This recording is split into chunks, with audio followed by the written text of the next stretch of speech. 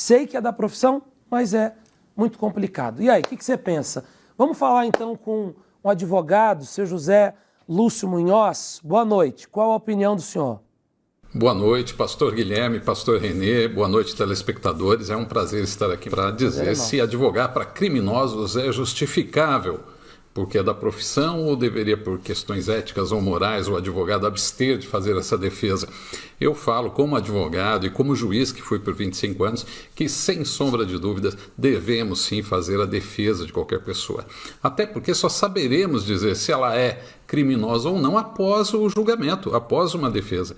Porque até lá todos são presumidamente inocentes. Nós, como cristãos, sabemos da dor que é ser julgado de maneira injusta. Cristo foi julgado desse modo, injustamente, sem defesa, né?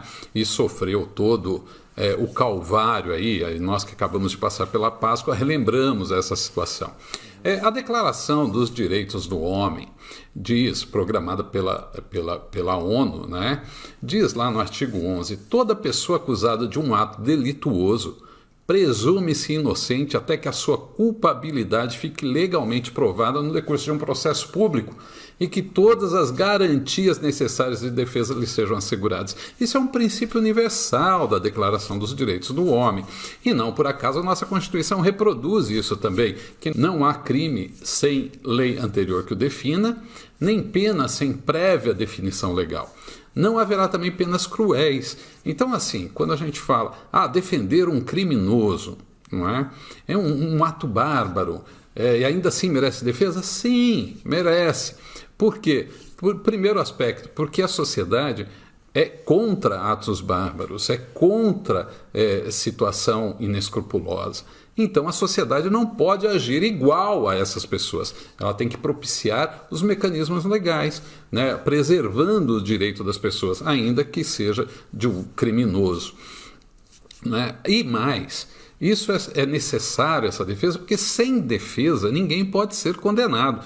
Então, se não houver um advogado fazendo a defesa de um criminoso, ele jamais será condenado, ele jamais vai pagar pelo seu crime.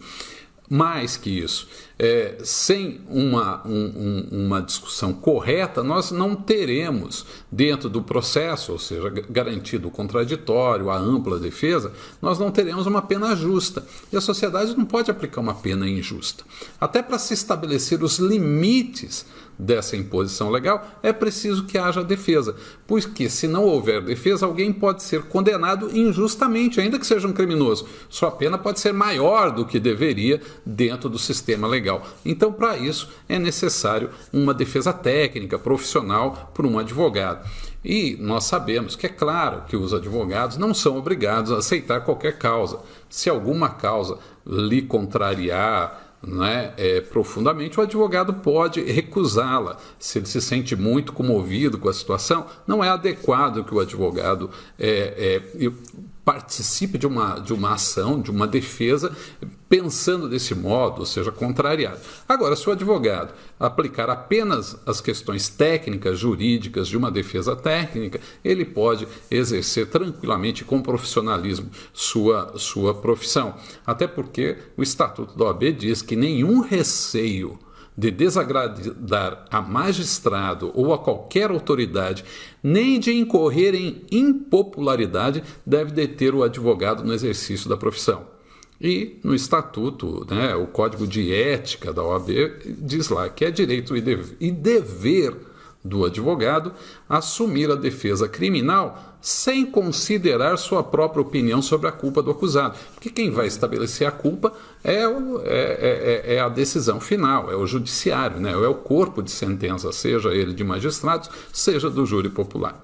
Então, sim, todos têm direito à defesa, até para que se garanta o devido processo legal. Afinal de contas, vivemos num Estado democrático de direito.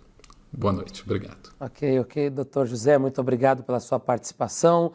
Você pode seguir ligando que nós vamos atender no próximo bloco mais pessoas aqui ao vivo no Fala Que Eu Discuto.